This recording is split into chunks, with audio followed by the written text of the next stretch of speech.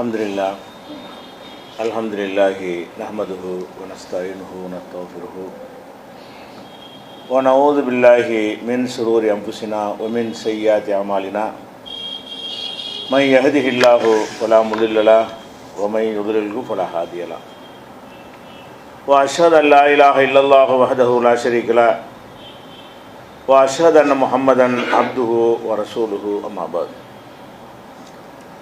கண்ணியத்திற்குரிய எல்லாம் வல்ல அல்லாஹு ஜல்ல ஷானஹு தஆலாவின் நல்லடியார்களே, அல்லாஹுடைய அழகிய பண்புகள் என்ற இந்த ஜும்மா தொடர் உரையில் இதுவரை அல்லாஹ் எப்படி அளவற்ற அருளாளனாக இருக்கிறான் என்பது குறித்த விவரங்களை நம்ம பார்த்தோம். அவன் மன்னிப்பது அருளுக்கு எடுத்துக்காட்டாக இருக்கிறது. அவன் நமக்கு உணவளிப்பது அவன் அருளாளன் என்பதற்கு சான்றாக இருக்கிறது. மழையை இறக்குவது, குழந்தையை தருவது, இன்னும் ஏராளமான இன்பங்களை நமக்கு அல்லாஹ் வாரி வாரி வழங்குவதெல்லாம் அளவற்ற அருளாளன், நிகரற்ற அன்புடையன் என்பதற்கு விளக்கமாக அமைந்த பண்புகள் என்பதையும் பார்த்தோம். இந்த பண்புகளை எல்லாம் எதற்காக நம்ம பார்க்கிறோம் என்று சொன்னால், அல்லாஹுவை பற்றி யார் அளவற்ற அருளாளன் என்றே புரிந்து கொள்ளவில்லையோ அவர்களெல்லாம் நிச்சயமாக அல்லாஹ்வுக்கு இணை கற்பிக்கக்கூடியவராக அந்த பாதைக்கு போய்விடுவார்கள். எதனால் போகிறார்கள் என்று சொன்னால், மனிதனுடைய மனோநிலை எப்படி செயல்படுகிறது என்று சொன்னால், தன் மீது யார் ரொம்ப அன்பு வைத்திருக்கிறார்களோ அவர்களைத்தான் அணுகுவது மனிதனுடைய இயல்பாக இருக்கிறது.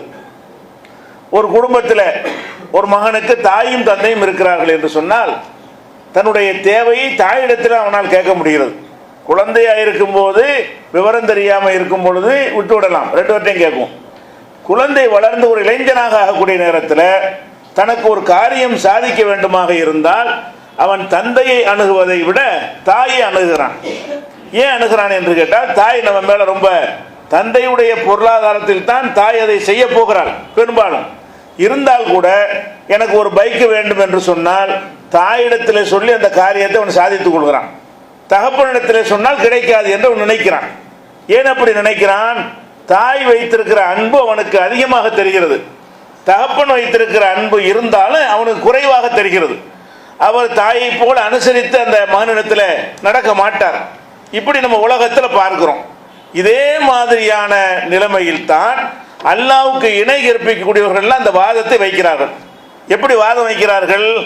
அல்லாஹ் ஒருவர் உங்களுக்கு இருக்கிறான், அவன் அளவற்ற அருளாளனாக இருக்கிறான், உங்களுக்கு என்ன வேண்டுமானாலும் செய்வதற்கு தயாராக இருக்கிறான், நீங்கள் எவ்வளவு தவறுகள் செய்துவிட்டு திருந்தி வந்தால் அதை சந்தோஷமாக ஏற்கக்கூடியவனாக இருக்கிறான். இப்படியான ஒரு இறைவன் இருக்கும் பொழுது எதற்காக நீங்கள் மனிதர்களை, இறந்து போன மனிதர்களை, அவுலியாக்களை, மகான்களை, பெரியார்களை நீங்கள் வணங்குகிறீர்கள்?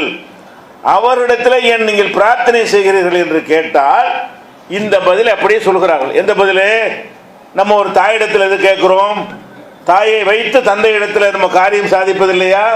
அந்த மாதிரி அல்லாஹ் எங்க மேல கோபமாக இருக்கிறான். நாங்கள் அல்லாஹ்வுக்கு விசுவாசமாக நடக்கவில்லை, அல்லாஹ்வுடைய பல கட்டளைகளை நாங்கள் மீறுகிறோம். அப்படி இருக்கும் பொழுது அல்லாஹ் எங்க மேல இரக்கம் காட்ட மாட்டான். அதற்காக அல்லாஹ்வுக்கு விருப்பமான ஒரு அடியார்களை பிடித்து அவர்களை நாங்கள் சந்தோஷப்படுத்தி விட்டால் அவர்கள் நேரம் பார்த்து பக்குவமாக அல்லாஹ்விடத்தில் சொல்லி எங்களுக்கு வாங்கி தந்து விடுவார்கள். இப்படித்தான் சொல்கிறார், இந்த பதிலை சொல்கிறார்கள். அவர்களே அல்லாஹ் என்று சொல்லவில்லை. அந்த அவுலியாக்கள் அல்லாஹ்வா அப்படியே நினைக்கிறார்கள்? அவர்களுக்கு சக்தி இருக்கு நினைக்கிறார்களா? நினைத்ததெல்லாம் சாதிப்பார்கள் என்று நினைக்கிறார்? இல்லை. என்ன நினைக்கிறார்கள்? இவங்க அல்லாஹ்ட்ட நமக்கு வாங்கி தருவார்கள். அப்ப இந்த மனிதனுடைய உள்ளத்தில் எந்த மாதிரியான எண்ணம் குடிகொண்டு இருக்கிறது என்று சொன்னால், அல்லாஹுவை விட இந்த அவுலியா என்பவர் அதிக இரக்கம் உள்ளவர். அல்லாஹ் சரியான கோபக்காரன். இந்த அவுலியா எப்படிப்பட்ட ஆள் என்று சொன்னால், அல்லாஹுவை விட அதிகமாக எங்கள் மீது இரக்கம் காட்டுவார். அதனால நாங்கள் அவற்றை கேட்டு அவர் வழியாக அல்லாஹ்விடத்தில் கேட்கிறோம். இதைத்தான் வாதமாக வைக்கிறார்கள். நபிகள் நாயகம் ஸல்லல்லாஹு அலைஹி வஸல்லம் காலத்தில் வாழ்ந்த காபிர்கள் கூட அல்லாஹ்வை தவிர மற்ற தெய்வங்களை வணங்கினார்கள். சிலைகளை வணங்கினாலும் சிலைகளுக்கு பின்னாடி ஒரு ஆளை நினைத்தார்கள். இப்ராஹிம்னா இப்ராஹிமுடைய சிலை வைத்தார்கள், இப்ராஹிம் நபியைத்தான் நாடினார்கள். இப்படி ஒவ்வொரு சிலைக்கு பின்னாடியும் ஒரு பெரியார்கள், சக்தி படைத்தவர்கள் இருப்பதாக நினைத்து வணங்கினார்கள். ஏன் வணங்குறீங்க? படைச்சம் ஒருத்தர் இருக்கானா இல்லையா என்று அவங்கள்ட்ட கேட்கப்படுகிறது. உலகின் சால் தகும் மண் கலக்க சமாவாத்தி உள்ளம், வானங்களையும் பூமியையும் படைத்தவன் யார் என்று அவரிடத்தில் கேட்கப்பட்டால் சயகூலுன் அல்லாஹ், அல்லாஹ் தான் என்று அவர் சொல்றாங்க. மக்கா காஃபிர்கிட்ட போய் இந்த வானத்தை யார் படைச்சா, இந்த பூமியை யார் படைச்சா, அல்லாஹ்ங்கறாங்க. அதே மாதிரி உலையின் சால்தகும் மன்னஸ்ல மினசமாய், வானத்திலிருந்து மழையை இறக்கி ஃபஹயாபிஹில் அர்த மின்பாதி மோத்திகா, அந்த வறண்டு போன பூமியை செழிக்க செய்தவன் யார், அதன் மூலம் உங்களுக்கு ரிஸ்க் தருபவன் யார் என்று கேட்டால் சயகூலுன் அல்லாஹ், அல்லாஹ் தான் என்று அவர்கள் சொல்கிறார்கள். உலையின் சால்தகும் மண் ஹலக்ககும், அட உங்களை படைத்தது யார் என்று கேட்கப்படுமே ஆனால் ஹலக்கஹுன்னல் அஸீஸுல் அலீம், அனைத்தையும் மிகைத்திருக்கக்கூடிய சர்வ வன்மை பொருந்திய இறைவன் தான் படைத்தான். அப்ப இவ்வளவும் அல்லாஹ் செய்கிறான் என்று தெரிந்து கொண்டு எதற்கடா வணங்குற என்று கேட்டால் ஹாவுலாய் சுஃபாவுனா இந்தல்லாஹ், நாங்க வணங்குற இந்த ஆட்கள் எல்லாம் அல்லாஹ்விடத்தில் கேட்டு வாங்கி தருவார்கள். எங்களுக்கு நேரம் கேட்கலாது. விவகாரம் என்ன, எங்களுக்கு நேரடியாக அணுகும் பொழுது அவன் எங்களை தொலைவில் வைத்திருக்கிறான், எங்கள் மீது அதிக கருணை காட்ட மாட்டான். இந்த நாங்கள் வணங்குகின்ற சிறு தெய்வங்கள் அவங்க எங்களை படைக்கல, அவங்க ரிஸ்க் தரவில்லை, அவங்களுக்கு சுய சக்தி இல்லை, ஆனால் அல்லாஹ்வுக்கு நெருக்கமாக இருக்கிறார்கள். அவர்களிடத்தில் நாங்கள் முறையிட்டால் எங்கள் முறையீட்டை பெற்றுக்கொண்டு அல்லாஹ்விடத்தில் சொல்லி வாங்கி தருவார்கள். அல்லாஹ் இவர்கள் வழியாக எங்களுக்கு தருவான் என்று நினைத்தது காரணம் என்ன, அல்லாஹ் ரொம்ப தொலைவா அளவற்ற அல்லாஹ் கிடையாது. நம்ம எல்லாம் கேட்டு அல்லாஹ் தருவானா என்று இரக்கம் உள்ளவனாக இருந்தால் யார் கேட்டாலும் கொடுப்பான். இரக்கமற்றவனாக இருந்தால் தான் ஆள் பார்த்து உதவிகளை செய்வான். இவங்க மனசுல என்ன பதிந்திருக்கிறது என்று கேட்டால் அல்லாஹ்வை விட நம்ம அவுலியான்னு நினைக்கிறோமே, அவங்க ரொம்ப அதிகமான இரக்கம் உள்ளவர்கள். ஆனா அல்லாஹ் குர்ஆன்ல நமக்கு என்ன சொல்லி தர்றான், வலம் யகுல்லஹு குஃபுவன் அஹத், அவனுக்கு நிகர யாரும் இல்லை. நீங்கள் எப்ப நீங்க அவுலியா அவர் கடவுள் இல்லைன்னு சொல்லி கொண்டாலும் அல்லாஹ்விடத்தில் அவர் தான் வாங்கி தருவார் நினைக்கிறீர்களோ, அல்லாஹ்வை போல இரக்கம் உள்ளவர் ஆக்கிட்டீங்க. அல்லாஹ்வை மிஞ்சிய இரக்கமுள்ளவராக அவரை கருதுகிறீர்கள். அல்லாஹ்வை பற்றி நம்ப வேண்டிய நம்பிக்கைக்கு இது மாற்றம் என்ற அடிப்படையில் தான் இந்த அளவற்ற அருளாளன் என்பதை அல்லாஹ் அதிகமாக தன்னுடைய திருமறை நெடுகிலும் சொல்லுகிறான். பாவம் செய்து விட்டு நம்ம நெருங்க இயலாது நினைக்கிறாங்கல்ல, அவங்கள அல்லாஹ் கூப்பிடுறான். யா இபாதி அல்லதீன அஸ்ரஃபு அலா அன்ஃபுஸிஹிம், தங்களுக்கு தாங்களே அநீதி இழைத்துக் கொண்ட எனது அடியார்களே, லா தக்னுது மின் ரஹ்மத்தில்லாஹ், அல்லாஹ்வுடைய எனது ரஹமத்தில் நம்பிக்கை இழக்காத. இன்னல்லாஹ யக்ஃபிரு துனூப ஜமியா, எல்லா பாவங்களையும் நான் மன்னிக்கிறவனா இருக்கிறேன். அப்பயும் உனக்கு வேற ஆளை பிடிக்கிற, நான் தான் மன்னிக்கிறேங்கிறேன்ல, கேட்கிற தர்றேன்னு சொல்றேன்ல, திருந்தி விட்டால் நான் ஏற்றுக்கொள்றேனா இல்லையா? அப்படிப்பட்ட ஒருவன் உனக்கு கடவுளாக இருக்கும் பொழுது நீ எதற்காக நீ வேற ஒரு ஆளை துணைக்கு பிடிக்கிறாய் என்று அல்லாஹ் கேட்பதற்கு தான் இந்த வார்த்தை. ரஹமத்தில் நம்பிக்கை இழக்காத, நான் அளவற்ற அருளாளனாக இருக்கிற அந்த அருளில் நீ நம்பிக்கை இழந்து விடாத, எல்லா பாவங்களையும் நான் மன்னிப்பேன் என்று அல்லாஹ் சொல்வதற்கு காரணம் என்னன்னு கேட்டா, இந்த மக்கள் தொலைவாய்க்கிறாங்க. இறைவன் என்று சொன்னால் நமக்கு நெருங்க இயலாது, அதனாலதான் ரொம்ப நெருக்கமா வச்சுக்கிறார்கள். என்ன பல தெய்வ வணக்கத்துக்காரங்களோட நீங்க எடுத்துக்கிறங்க, அவங்க ஒரு இறைவன் உள்ளத்தில் இருக்கவங்களுக்கு துன்பம் வரும்போது கடவுள்னு தான் சொல்லுவாங்க. அவங்க வணங்குறது எந்தெந்த தெய்வங்கள் பேரெல்லாம் சொல்ல மாட்டாங்க. அடி மனசுல ஒரு சூப்பர் பவர் ஒரு கடவுள் இருக்கிறான் என்று என்ன செய்ய அவர்களுக்கெல்லாம் இருக்கிறது. இருந்தாலும் ஒவ்வொரு தெய்வங்களை பெரிய பெரிய தெய்வங்களை உண்டாக்கி வைத்திருக்கிறார்கள். அவர்களை என்ன செய்வார்கள் என்று கேட்டா, சில்லற தேவைகளுக்கு வீட்டுக்குள்ள ஒரு தெய்வத்தை வச்சுக்கிடுவாங்க கிட்ட இருக்குன்னு சொல்லி. அது தூரத்தில் உள்ளவர் பெரிய பெரிய விஷயங்களுக்கு, சின்ன விஷயத்துக்கு குட்டி தெய்வம், குல தெய்வம், தெருவுக்கு தெய்வம், ஊருக்கு தெய்வம் எல்லாம் வைப்பதற்கு என்ன காரணம், தூரம் என்று நினைக்கும் பொழுது கிட்ட உள்ள ஒரு ஆளை பிடிக்க வேண்டி இருக்கிறது. இறைவன் தூரத்தில் இருக்கிறானா இல்ல, உங்களுக்கு அருள் செய்வதில் எவ்வளவு எப்படி இருக்கிறான் என்று சொன்னால், நஹ்னு அக்ரபு இலைஹி மின் ஹப்லில் வரீத், பிடரி நரம்பு இருக்குல்ல, அதான் நமக்கு ரொம்ப பக்கத்துல. நம்மங்கிறது மூளை தான். நாம் என்று சொல்வது கை கால்லாம் கிடையாது. நாம் என்று சொன்னால் நாம் யாரு, இந்த மண்டையில் இருக்கிற தலையில் இருக்கிற மூளை சிந்திக்கின்ற அதை பார்த்து தான் நாம் என்பது. அதுக்கு ரொம்ப கிட்ட உள்ளது எது, பிடரி நரம்பு தான். நம்ம கையை விட காலை விட மற்ற உறுப்புகளை விட மூளைக்கு ரொம்ப பக்கத்தில் இருக்கிறது எது, இந்த பிடரி நரம்பு. அதான் ஜங்ஷன். அதன் வழியாகத்தான் எல்லா பக்கமும் கட்டளைகள் மூளையிலிருந்து தொடர்பு ஏற்படுகிறது. அதனால அல்லாஹ் என்ன செய்யறான்னு கேட்டா, உன் மூளைக்கு எப்படி பிடரி நரம்பு கிட்ட இருக்கிறதோ உனக்கு எப்படி கிட்ட இருக்கிறோன்னு அல்லாஹ் சொல்லுங்க. உனக்குன்னு சொல்வது யாரை சொல்றான், கைகால சொல்லல, மொத்த பாடியை சொல்லல. உனக்கு ரொம்ப நெருக்கம்னா பிடரி நரம்பு என்னை சேர்ந்தது தானே. அப்ப உனக்கு நெருக்கம் அல்லாஹ் சொல்வது எதை சொல்றான்னு கேட்டா, அந்த மூளையை தான் சொல்றான். அந்த மூளைக்கு நெருக்கமா இருக்கிறது என்ன, ஒட்டிக்கிட்டு இருக்குது எது, பிடரி நரம்பு. கைகள்லாம் ஒட்டிக்கிட்டு இருக்குல்ல, அப்ப ஒட்டிக்கிட்டு மூளையோட மூளையாக ஒரு பாட்டு மாதிரி இருக்குது பிறடி நரம்பு. அது ரெண்டுக்கு மத்தியில் என்ன டிஸ்டன்ஸு, என்ன தூரம்? ஒரு தூரமுமே இல்லை. அப்படி இருக்கிறேன் நான் உனக்கு, நான் எப்படி கிட்டே இருக்கிறேன் என்று சொன்னால் பிடரி நரம்பை விட நான் அருகில் இருக்கிறேன். அப்ப ஏன் தூரம் நினைச்சுக்கிட்டு ஒரு ஆளை போய் தேடுகிறாய்? கருணையால் கிட்டத்தில் இருக்கிறேன், உன்னை கவனிப்பில் கிட்டத்தில் இருக்கிறேன், உனக்கு தருவதில் கிட்ட இருக்கிறேன், உனக்கு கண்காணிப்பதில் நான் அருகில் இருக்கிறேன். இப்படியான ஒரு இறைவனாக நான் இருக்கும் பொழுது எதற்காக நீ இந்த மாதிரி செய்கிறாய் என்று அல்லாஹ் என்ன செய்யறான்? இந்த வசனத்தையும் சொல்லி காட்டுகிறான். இதெல்லாம் எதுக்கு சொல்றான்னு கேட்டா, இறைவனை பற்றி சொல்லக்கூடிய எல்லா மார்க்கங்களுமே இறைவனை பயங்கரமான ஆள்மார் சித்தரிப்பார்கள். அந்த இறைவனை சொல்லும் போது கூட அது எப்படிலாம் செய்வார்கள்னா, ஒரு 7-8 கத்தியை கையில் கொடுத்து பல்லெல்லாம் பயங்கரமா நீட்டிட்டு இருக்கிற மாதிரி கும்பலாம் வச்சு, அப்பதான் பயம் வருமா. கடவுள் என்றால் நம்ம நெருங்குறதுக்கு ஏற்றவாறு அப்படியான ஒரு அழகான ஒரு தோற்றத்தில் இன்னல்லாக ஜமீலுன் யுஹிப்புல் ஜமால், அவன் தோற்றத்தில் கூட அழகா இருக்கிறான், அழகை விரும்புகிறான் என்று ரசூலுல்லாஹ் சொல்றாங்க. அழகான தோற்றமா இருந்தால் நெருங்கி நம்ம போவோம். அப்ப அல்லாஹ் நம்மளை விட்டு மக்கள் தூரமாகிவிடக்கூடாது என்பதற்காக தன்னை அழகன் என்று அல்லாஹ் சித்தரிக்கிறான். உங்களுக்கு சொல்லுங்க, அழகன் தான் உங்களுக்கு அதையே சொல்றான். அல்லாஹ்வின் தூதர் வழியாக எதுக்கு சொல்லி தர்றான்? மற்ற தெய்வங்கள் வணங்கக்கூடியவர் எல்லாம் அல்லாஹ் அவங்க எதை கடவுளுங்கிறாங்களோ அது ரொம்ப அருவருக்கத்தக்க தோற்றத்தில், பார்த்தாலே பயம் வர்ற தூரத்தில், ராத்திரியில் நடந்து போக முடியாது சில ஏரியாக்கள்லையே, அங்கே நாங்கள் நிப்பாட்டி வச்சிருப்பாங்க, அதை பார்த்தாலே பயம் வரும். இப்படியா இருந்தா அவன் என்ன செய்வான்? தூரமா போயிடுவான். கடவுளை விட்டு என்ன செய்வான்? வெறுண்டோடி விடுவான். அப்படி ஓட அதனால நாத்திகர்லாம் உண்டாகிறாங்க. அப்போ கடவுள் என்பவன் ஏன் இந்த மாதிரி அவன் நெருக்கத்தை உண்டாக்கி வைத்திருக்கிறான், நெருங்குதல் என்று உங்களை அழைத்து கொண்டிருக்கிறான். ஏன் அல்லாஹ்வை விட்டு தூரமாக ஓடிக்கொண்டிருக்கிறீர்கள்? இது வைத்து விட்டால் என்ன எல்லாமே தெளிவாகிவிடும். அதே மாதிரி நம்ம ஐங்கால தொழுகை தொழுகிறோம். அந்த தொழுகை நமக்கு எதை காட்டுகிறது? அவன் கிட்ட இருக்கான்னு தான் காட்டுகிறது.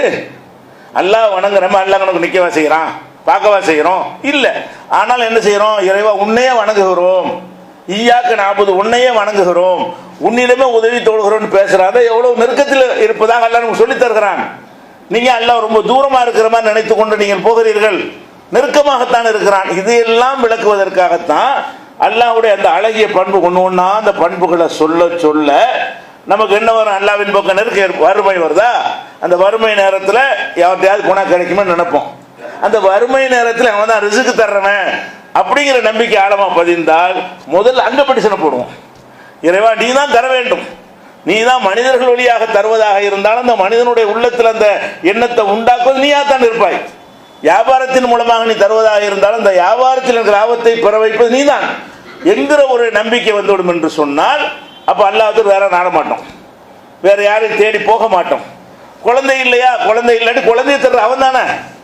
யாராலும் தர இயலுமா? யாரெல்லாம் நீ குழந்தை இல்லாமல் இருந்தால் கூட தள்ளாத வயசுல நீ சக்கரையா நபிக்கு கொடுத்திருக்கிறாய், தள்ளாத வயசுல இப்ராஹிம் நபி கொடுத்திருக்கிறாய், நீ எனக்கும் தருவாய் அப்படிங்கிற ஒரு நம்பிக்கையோடு அல்லாஹ்வுடைய அருளை நம்ம எதிர்பார்க்கும் பொழுது குழந்தை இல்லைங்கிறக்கா 72 தர்காவுக்கு ஒருத்தர் போவானா? இவன் எந்த தர்காவுக்கு போறான்னா அதுல உள்ளவர்களுக்கு குழந்தை இல்லை அடங்கி இருக்கிற ஆளுகளுக்கு. யார்கிட்ட போய் குழந்தை கேட்க போக? நான் ஒரு ஆண்டு வரேன்னு போறேன், அவருக்கு பிள்ளையே கிடையாது, அவருக்கு மனைவியே கிடையாது, அவர் தனக்கு ஒரு பிள்ளையை கூட உண்டாகி கொள்ள முடியாத நிலையில் இருக்கிறான்னு தெரிந்து கொண்டும் எதுக்கு ஓடுகிறான் என்று சொன்னால் அல்லாஹ் நம்ம மேல எல்லா வகையிலையும் கருணையாக இருக்கிறான். எந்த ஒரு கோரிக்கைக்காக வேண்டியும் இது அவன்கிட்ட ஆகாது, இது அவன்கிட்ட நெருங்கக்கூடாது, சின்ன சின்ன விஷயத்தை கேட்டுக்கிடுவோம், பெரிய பெரிய விஷயங்களை வேறாண்ட போய் கேட்டுக்கிடுவோம் அப்படின்னு நம்மளை வைத்திருக்கிறானா?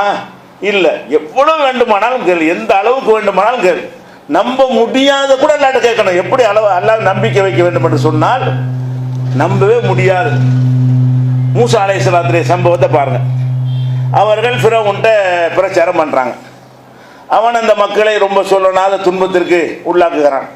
சகித்துக் கொள்கிறார்கள். ஆம்பளை பிள்ளைலாம் வெட்டுறான், நிறைய அநியாயம் பண்ணுகிறான். இறுதியாக அல்லாஹ் என்ன செய்யறான்? இவங்க அழிக்க நேரம் வந்து விட்டது, இனிமே தேர மாட்டாங்க, நீ உன் மக்களை அழைத்து கொண்டு ஊரை விட்டு வெளியேறுங்கிறான்ல. ஊரை விட்டு மூசா அனுப்பி வெளியேறுகிறார்கள். ஃபிரௌனும் படையினரும் கேள்விப்பட்டு விரட்டி வருகிறார்கள். ஏன்? ஒரு பெரிய சக்தி வாய்ந்த ரப்புன்னு சொன்னவங்க. ஆனால் ரப்புக்கும் உள்ள ஆளா, நான் தான் உங்களுக்கு பெரிய கடவுள், அவன் தன்னை கடவுள் என்றே சித்தரித்து கொண்ட ஒருத்தனுக்கு நம்மளை விட்டு தப்பிச்சு கூண்டோடு எல்லாம் வெளியேறுகிறார்கள் என்று சொன்னால் அவனால் ஜீரணிக்க முடியாது. ஓடினாலும் அவர்கள் இவனுக்கு தேவை, அடிமை வேலை செய்வதற்கு, மற்ற அவர்களை வேலை வாய்ப்பு வாங்குவதற்கெல்லாம் அவர்கள் தேவைப்படுகிறார்கள். அதனால விரட்டிட்டு வர்றான், எப்படியாவது உங்களை மடக்கணும் கொள்ளணும்னு சொல்லி போயிட்டாங்க. எதுக்கு? கடல் வருது, எதிரில் கடல் வருகிறது. அப்போ அந்த விரட்டி கொண்டு வரும் பொழுது கடலை கண்டுட்டு திரும்ப முடியுமான்னு கேட்டால் திரும்ப முடியாது. அப்போ அந்த கடல் பக்கம் போனால் மூழ்கி செத்துருவோம், ரிவர்ஸாக வந்தால் இவங்க கையில் மாட்டிக்கிடுவோம். ரெண்டு வகையான சிக்கலில் இப்படி வளைக்கப்பட்டிருக்கிறார்கள். அப்போ மூசா நபி தோழர்கள் கேட்குறாங்க, யா மூசா இன்னால முதற்கூன், மூசாவை நம்ம வசமாக மாட்டிக்கொண்டோம். நீ பாட்டு வேகமாக பயந்து ஓடி வரும்போது கடல் இருக்கிறத கூட கவனிக்காம அந்த பக்கம் நம்ம வந்துட்டோம். இப்போ எங்கிட்டும் தப்பிக்க முடியாது, இந்த பக்கம் போக முடியாது, இந்த பக்கம் போக முடியாது. அப்போ மூசா நபி என்ன செய்கிறாங்க? கல்லா கிடையாது, நம்ம மாட்டிக்கொள்ளவே இல்லை, நம்ம சிக்கிக்கொள்ளவே இல்லை. இன்னமாய் ரப்பி, என்னோடு என் இறைவன் இருக்கிறான், சயஹ்தீன், அவன் எனக்கு நேர்வழி காட்டுவான். உங்க கணக்குப்படி முடியாது, மனித கணக்குப்படி கடல்ல இறங்கினா ஆள் காலி தான். மனித கணக்குப்படி இந்த பக்கம் திரும்பினா இவங்க கையில மாட்டிக்கிட்டு காலி தான். உங்க கணக்குப்படி கதை முடிந்தது. ஆனால் என்னோடு என் இறைவன் இருக்கிறான், சயஹ்தீன், அவன் இதிலும் எனக்கு ஒரு வழி காட்டுவான் அப்படின்னு சொல்லிவிட்டு அல்லாட்ட உடனே உத்தரவு வருது, மூசாவை பயப்படாத, உன் கையில் இருக்கிற கைத்தடியால் இந்த கடல்ல ஒரு அடி வேகமாக அது இரண்டாக பிளந்து விடும், அதுக்குள்ள நுழைந்து தப்பித்து போய் விடுங்கள் என்று அல்லாஹ் வந்து சொல்லுகிறான். இது எதை காட்டுது? ஒண்ணுமே இல்லாம ஒரு வழியே இல்லை என்ற ஒரு நிலைக்கு வந்தா கூட நான் தான் உதவுவேன், என்னால் உதவ முடியும். அப்ப ஏன் செத்து போன ஆளுகிட்ட அற்பமான ஆள்கிட்ட போய் கேட்கிற?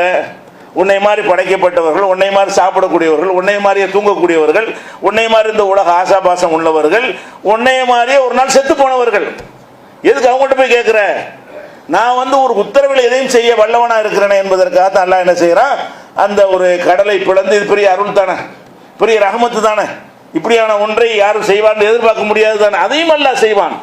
அந்த மாதிரி அல்லாஹ் வந்து எப்படி சொல்றான்னு கேட்டால் முடியலன்னு கூட நினைக்காத, அதையும் என்கிட்ட கேள். இப்ப நபிமா ஜக்கரியா நபியுடைய இந்த துவாவில் என்ன வருது? அவரை எந்த அளவுக்கு அளவற்றார நம்பி இருக்கிறாரு. அவர் தள்ளாத வயசு. ஒருத்தன் குழந்தைய கேட்கிறாருன்னா அதுக்குரிய வயசுலாம் கேட்பான். 25 வயசுல கல்யாணம் ஆச்சா, ஒரு 2-3 வருஷத்துக்கு குழந்தை இல்லாட்டி சும்மா இருப்பான். ஒரு 30 வயசு ஆயிடுச்சுன்னு சொன்னா இன்னும் குழந்தைகளை என்ன செய்யறது? அவன் சும்மா இருந்தாலும் சும்மா தான் இருக்கிறான்னு கேட்பாங்க. நாலு என்ன செய்வான்? கேள்வி கேட்க தனக்கு ஒரு குழந்தை வேணும். ஒரு பெண் அப்படித்தான் ஆசைப்படுவான். 30 ஆச்சு, 35, 45, 55 போய்கிட்டே இருக்கிறது. அதுக்கப்புறம் என்ன செய்வான்? இன்னும் கேட்டு வேலைக்கு ஆகாது, கேட்டுட்டே வருவான். எதுவரைக்கும் கேட்பான்? அவன்கிட்ட எதுவரைக்கும் அந்த தெம்பும் திடகாத்திரமும் இருக்கிறதோ, அவன் மனைவிக்கு எதுவரைக்கும் தெம்பும் திடகாத்திரமும் இருக்கிறதோ அது வரைக்கும் தான் யாரெல்லாம் குழந்தைய தாண்டு கேட்பான்.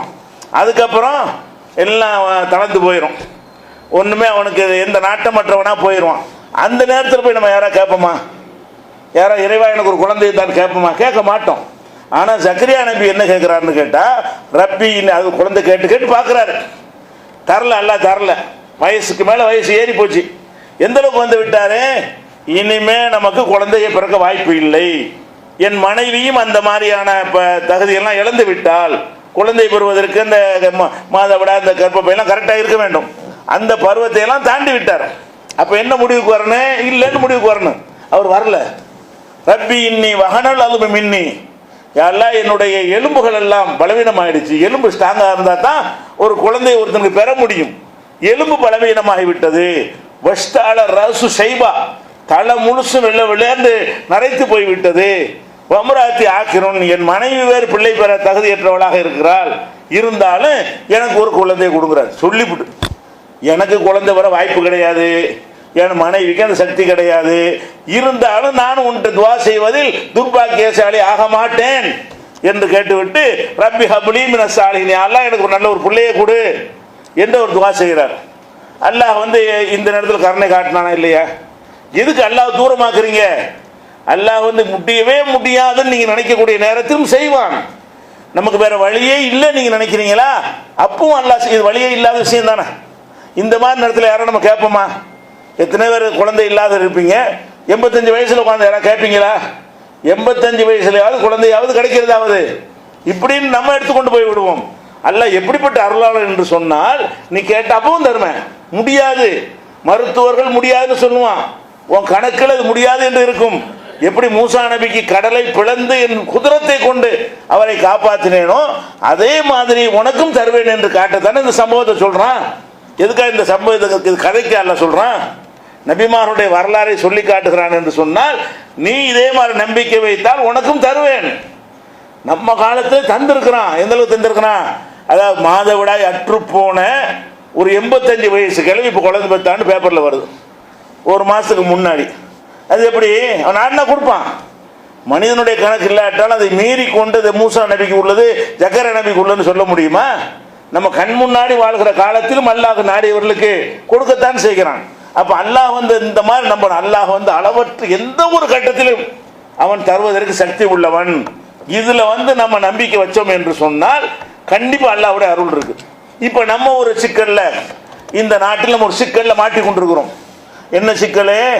எல்லாம் நம்மளை நாட்டை விட்டு காலி பண்றதுக்கான ஒரு திட்டத்தை செய்யறாங்க. எம்பிக்கள் இருக்கு, அதிகாரம் இருக்கு, ராணுவம் இருக்கிறது, போலீஸ் இருக்கிறது, நாங்க என்ன வேண்டாலும் செய்வோம் என்று நினைக்கக்கூடியவருடைய ஆணவ போக்கினால் நம்ம ஒரு சிக்கலை நீ மாட்டிக்கொண்டிருக்கிறோம். அதை மாட்டிக்கொண்டிருப்பதற்காக நம்ம என்ன முயற்சி எடுக்கிறோம் அதெல்லாம் எடுக்க வேண்டும். அது ஒரு விஷயம். நம்ம மனிதர்கள் என்ற முறையில் எடுக்க வேண்டிய முயற்சி எடுக்க வேண்டும்.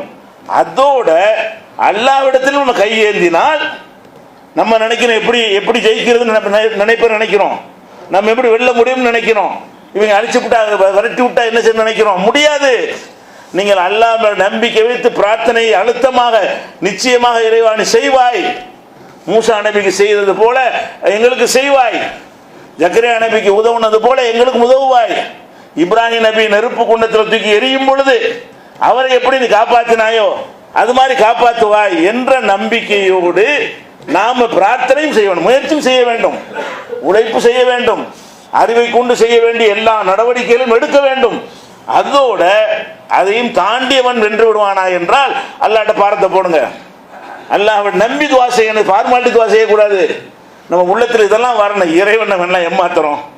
ஒரு செகண்ட் தான், ஒரு நரம்பை பிடிச்சிட்டு அவன் முடிஞ்சு வச்சு, ஒரே ஒரு நரம்பை பிடிச்சிட்டான்னு சொன்னா அதோட காலி. அவன் என்னென்னவோ ஹிக்மத் பண்ணி அல்லாஹ் என்ன செய்யறான்? யாரை வேண்டாலும் அழிப்பான்.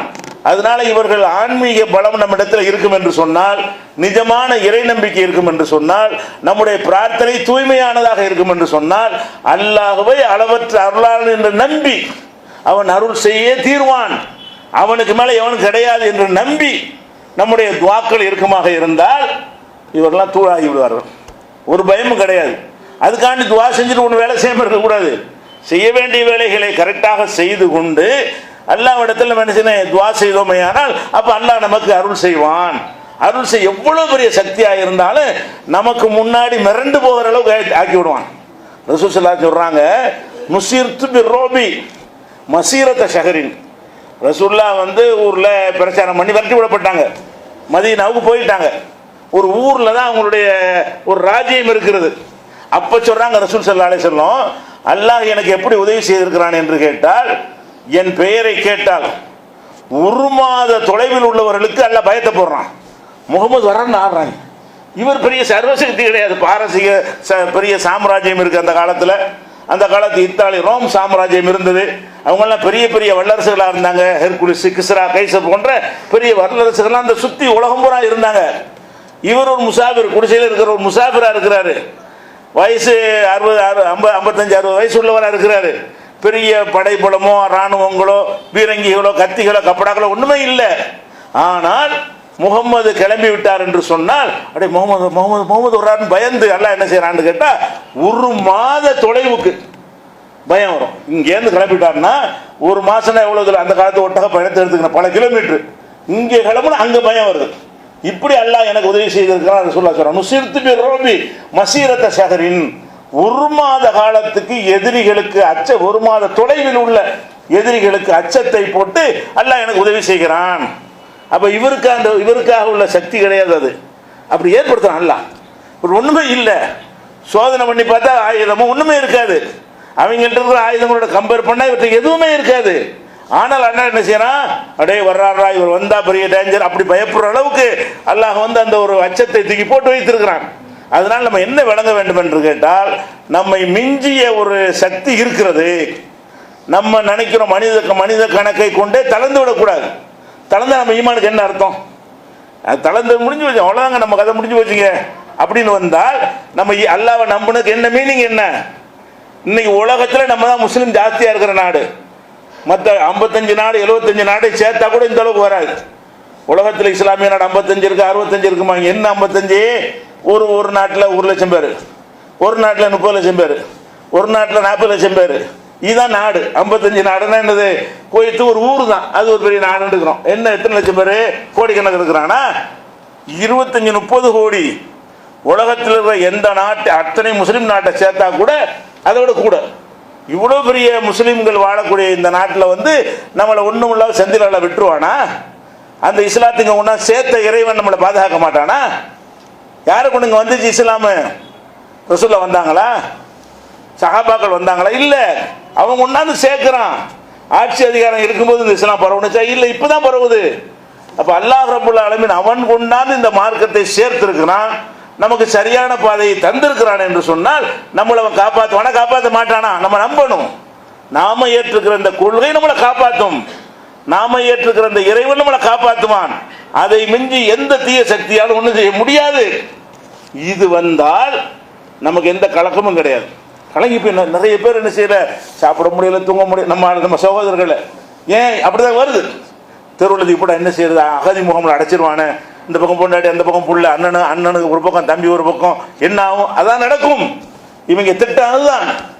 ஆனால் அப்படி நடத்த விடாமல் நீங்கள் அல்லாமல் நம்பிக்கை வைத்து நீங்கள் கையேந்தினால் அல்லாஹ் அவர்களை அந்த இடத்துக்கு தள்ளுவான், அவர்களை அகதி முகாம்களுக்கு தள்ளுவான், அவர்களை நாடற்றவர்களாக்குவான். ஓட ஓட விரண்டு ஓடக்கூடிய நிலைமை எல்லாம் என்ன செய்வான்? ஏற்படுத்துவான். இன்றைக்கு பாருங்க, உலக சக்கரவர்த்தியா இருந்தோன்னு என்ன கதி? உலக வல்லரசுண்டான ஆச்சரியமா இல்லையா? அது உலகத்துக்கு தான் நான் தான் சட்டாம்பில்லை, என்னிட்ட இருக்கிற பீரங்கி அளவுக்கு யார்ட்டையும் இல்லை, என்னிடத்தில் இருக்கிற ஏவுகணை அளவுக்கு உலகத்தில் யார்ட்டையும் ஏவுகணை இல்லை, என்னிடத்தில் இருக்கிற விமானம் தாங்கி கப்பல் அளவுக்கு எந்த நாட்டிலையும் இல்லை, என்னிடத்தில் இருக்கிற நீர்மூழ்கி கப்பல் எண்ணிக்கை உலகத்தில் எந்த நாட்டிலும் இல்லை.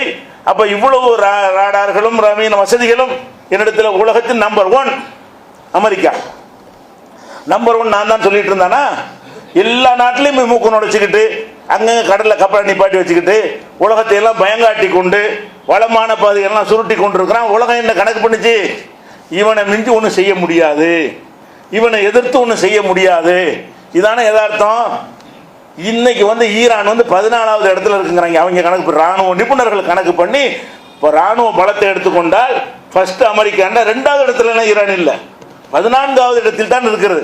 காலாட்படை எண்ணிக்கை எடுத்துக்கொண்டாலும், விமானத்தை எடுத்துக்கொண்டாலும், நீர்மூழ்கி கப்பலை எடுத்துக்கொண்டாலும், பீரங்கி எடுத்துக்கொண்டாலும் எல்லாமே அவனோட கம்பேர் பண்ணனா ரொம்ப ரொம்ப ரொம்ப ரொம்ப கம்மி. இப்போ நம்ம என்ன உலகம் நினைச்சு இப்போ அழிஞ்சு போய் ஈரான் முடிஞ்சு வச்சு கதை. அவன் ஈரானுடைய கொள்கை சரியா? அதுக்கு நம்ம போகவில்லை. ஷியா கொள்கையில் நம்ம அவனை ஏற்றுக்கொள்ள முடியாது. அந்த விஷயத்துக்கு சொல்லவில்லை. உலக சட்டாம்பளை என்று சொல்லிக் கொண்டு ஈராக்கை துவம்சம் பண்ணான், ஆப்கானிஸ்தானை பண்ணான், ஒவ்வொரு நாட்டில் இறங்கி வியட்நாம் அழிச்சான், கம்போடியாவை அழிச்சான். இப்படி ஒரு நாடு விடாம நான் தான் எல்லாம்னு சொல்லி அழிச்ச இன்னைக்கு அமெரிக்காவுடைய நிலைமை என்ன? இன்னைக்கு பார்க்கணும், ஆச்சரியப்படுறோம். இவங்க அந்த தளபதியை வந்து ஈரான்ல வச்சு காலி பண்ண முடியல, நம்ம வச்சு கழுத்திருக்கிற விதமாக ஈராக்கு வர வைத்து அங்கதான் அடித்தார்கள். ஈரானுக்குள்ள அடித்து அவன் வச்சுக்கிற ஆயுதங்களால் சுட்டு தள்ளியிருக்கான் ஏற்கனவே பல விமானங்களை. இந்த அமெரிக்கா குண்டு போட போன விமானங்களை எல்லாம் செல்லக்கூடிய அளவுக்கு அவங்ககிட்ட எல்லாம் கொடுத்துருவோம். செகண்ட்ல கொடுத்து, சின்ன காலம் ஒண்ணுமில்லா ரசாசா பகலவி ஆட்சி பண்ணிட்டு இருக்கும் பொழுது இவரை குமைனி போச்சு புரட்சி பண்ணாரு. என்ன இருந்துச்சு? ஒண்ணுமே கிடையாது, ஒரு ஆயுதம் கிடையாது, ஒண்ணுமே இல்லாத ஒரு நாடு தான். அப்படியான ஒரு நாட்டில் என்ன செய்யறான்னு கேட்டா, இவனுக்கு அந்த தளபதியை ஈரான்ல வச்சு கொள்ள முடியல, வஞ்சகமாக வர வைத்து அவரை வந்து என்ன செய்யறான், அந்த ஈராக்கில் வந்து ராணுவ தலைமைலாம் இருக்கிறதுனால சுட்டு கொண்டு விட்டாங்க. சரி, கொண்டுட்டீங்கள, இப்ப யார் பயப்படணும்? நீ தானே ரவுடி, வெளியே உங்க தளபதியை நான் கொண்டுட்டேன் அப்படித்தானே இருக்கணும். கடைசியில் என்னாச்சு? அவன் மிரட்டுறான், உன்னை தொலைச்சு போடுவாங்கிறான். சொல்லிவிட்டு சொன்ன மாதிரி அமெரிக்காவுடைய விமான தளத்தில் அடிக்கிறான். எங்க? ஈராக்கில் அமெரிக்காவுக்கு தனி விமான நிலையம் இருக்கிறது. வாஷிங்டன்ல இருக்கிற அளவுக்கு அதை விட சிறப்பான ஏற்பாடுகளோடு அங்கே இருக்கிறது. எல்லா வசதி, ராடார் இருக்கிறது, நவீன வசதிகள் இருக்கிறது. எந்த ஏவுகணை வந்தாலும் தூக்கி அதை சுட்டு தள்ளக்கூடிய அந்த சாதனங்கள்லாம் அந்த ஏர்போர்ட்டில் வைக்கப்பட்டிருக்கிறது. இவங்க என்ன பண்றாங்க? அதோட ஒண்ணுமே இல்லை. இவன் என்ன செய்யறான்னு கேட்டான், அங்கே இருந்து கொண்டு ஃபர்ஸ்ட் சைபர் அட்டாக் கொடுக்குறான். என்ன அட்டாக்கு? அந்த கம்ப்யூட்டர் வேலை செஞ்சா தான் அது கரெக்டாக கண்டுபிடிச்சி அடிக்கும். முதல் வேலை என்ன செய்யறான்? ஈராக்கில் உள்ள அமெரிக்காவுடைய உள்ள சைபர் கிரைம் மொழியாக உள்ள நுழைந்து அவனுடைய எல்லா நெட்வொர்க்கையும் காலி பண்ணுறான். காலி பண்ணுனா மேலே எது பண்ணாலும் தெரியாது, எதை காட்டாது. காட்டினா தான் ஒரு சுட முடியும். ஃபஸ்ட்டு சைபர் அட்டாக் பண்ணி என்ன செய்யறான்? ஒரு செகண்ட் சைபர் அட்டாக் பண்ணி ஏவுகணையை போட்டு விட்டான். பொத்துன்னு அம்புட்டு போடுவது. ஒரு ஏவுகணை உனக்கு சுட முடியல. 500க்கு மேலே காலி ஆகிட்டாங்க. ஒன்று பண்ணு போய் சொல்லி தீரான். அது சேஃபாக இருக்குது, சேஃபாக இருக்கணும். இடத்த காட்டு சேஃபாக இருந்தா குண்டு போட்ட இடத்துல என்ன நினைச்சு காட்டணுமா இல்லையா? காட்ட மாட்டேங்கிறான், அந்த படத்தை வெளியிட மாட்டேங்கிறான். அப்போ 500க்கு மேலே ராணுவ வீரர்கள் அடித்த உடனே இப்போ என்ன சொல்கிறான் ட்ரம்ப்? நிபந்தனை இல்லாத பேச்சுவார்த்தைக்கு தயார். யார் யாரை மிரட்டணும்? நீங்கள் நினைக்க நடக்குமா? இது நடக்கும், கற்பனை பண்ணி பாருங்க. அமெரிக்காவுக்கு இந்த கதி ஏற்படும் உலகத்தில் எவனா நினைச்சானா? அமெரிக்காவை அழிக்க முடியுமா அப்படின்னு உலகமே அரண்டு பரண்டு இருக்கிற ஒரு நேரத்தில் அவங்க பூரா உன்னை காலி பண்ணிடுவேன், 100 இடத்த குறி வச்சிருக்கிறேன், அடி போயிட்டாங்க. ஈராக்கில் வந்து ஓட்டம் எடுக்கிறான் அமெரிக்க ராணுவம். இன்னும் ஒரு வாரத்துக்குள்ள ஈராக்கிலிருந்து எல்லா அமெரிக்கன் வெளியேற போகிறார்கள். வேற அரபு நாட்டில் அடைக்கலம் கொடுத்து அங்கே அடிப்பேங்கிறான். அறா பார்ப்போம், உன் மேலே அடி பண்ணி சொல்ல முடிஞ்சா? முடியாதுங்க. இவன் எந்த விமானத்தை கொண்டு வந்தாலும் அதை சுட்டு தள்ளக்கூடிய டெக்னாலஜியை வளர்த்து கொண்டான். நம்பர் கூட இருக்கலாம். இதெல்லாமே டெக்னாலஜியில் என்ன செய்ய இவனெல்லாம் மிஞ்சி போயிட்டான். இப்படி போனதுக்கு என்ன காரணம்? அல்ல அழிக்க நினைச்சான்னு சொன்னால் சின்ன சக்தி வச்சு பெரிய ஆள் அழிச்சு போடும். அதான் காரணம். இதுதான் நம்ம மோடிக்கு நமக்குள்ள வித்தியாசம். மோடி அமெரிக்கான்னு வச்சுக்கிறங்க, நம்மளோட பலத்திலிருந்து முஸ்லீம்களை ஈரான் வச்சுக்கிறங்க. பலத்தில் எடுத்துக்கொண்டார் நீ உலக கணக்கில் நீங்கள் அழிச்சிருவாய். உலக கணக்கு பிரகாரம் உங்கள்கிட்ட பீரங்கி இருக்கிறது, உங்கள்கிட்ட ராணுவம் இருக்கிறது, உங்கள்கிட்ட எல்லாமே இருக்கிறது. நாங்கள் ஈரான் மாதிரி தான் இருக்கிறோம். அல்லாஹ் நாடினால் நாங்கள் உன்னை ஓட ஓட விரட்டும் நிலை ஏற்படுமா? ஏற்படாதா? நிச்சயமா ஏற்படும். கண்ணு முன்னாடி எல்லாம் காட்டுறான். இதெல்லாம் மூசா நபி சம்பவம், ஈசா நபி சம்பவம் அல்ல. இந்த அமெரிக்காவுடைய விஷயம். ஈராக்கில் என்ன பண்ணா? அந்த நாட்டு அதிபரையே கைது பண்ணி தூக்குல போட்டான. எவ்வளவுக்கு ஒரு ஐக்கியத்தனமா நடந்தான். ஆப்கானிஸ்தானில் இறங்கி கொத்து கொத்தா குண்டுகளை போட்டு லட்சம் பேராக கொலை பண்ணவன் இன்னைக்கு அரண்டு ஓடுறான். என்னை விற்று பேச்சுவார்த்தைக்கு தயார், நிபந்தனையற்ற பேச்சுவார்த்தைக்கு தயார்னு சொல்லி ஐநா சபைக்கு அமெரிக்க அதிபர் கடிதம் போடுறான் நேற்று. நாங்கள் ஈரானோடு நீ பேச்சுவார்த்தை சண்டை வேணாம், நமங்களுக்கு வம்பு, ஈரான் மக்களை நான் நேசிக்கிறேன். எப்படி இவ்வளோ அடி வாங்கிவிட்டு ஈரான் மக்களை நேசிக்கிறானா இவர்? அந்த மாதிரி நன்மக்கள் கிடையாது. அந்த லட்சக்கணக்கான மக்கள் திரண்ட ஊர்வலத்தை பற்றி இப்படி பேச வைக்கிறானா என்ன அர்த்தம்? அதே வரும். இவன் சொல்லுவான் முஸ்லிம்களை நான் நேசிக்கிறேன், உங்களை விட்ட யாரு நம்மளை எவன் அழிக்க நினைக்கிறானோ அவன் நமக்கு பயந்து போய் சொல்லக்கூடிய நிலைமை நிச்சயமாக வரும். நம்ம கலங்க தேவையில் அல்லாஹ் ரப்புல் ஆலமீன் அப்படியான ஒரு உதவிகளை நமக்கு தருவான் என்பதற்காகத்தான் அந்த அல்லாஹ்வின் அழகிய பண்புகளிலிருந்து படித்துக் கொள்ள வேண்டிய பாடம். இன்ஷா அல்லாஹ் அல்லாஹ்வுடைய இந்த கருணைக்கு அப்பாற்பட்ட கோபமான பண்புகள்லாம் இருக்கிறது. அதை இன்ஷா அல்லாஹ் அடுத்த வாரம் பார்ப்போம்.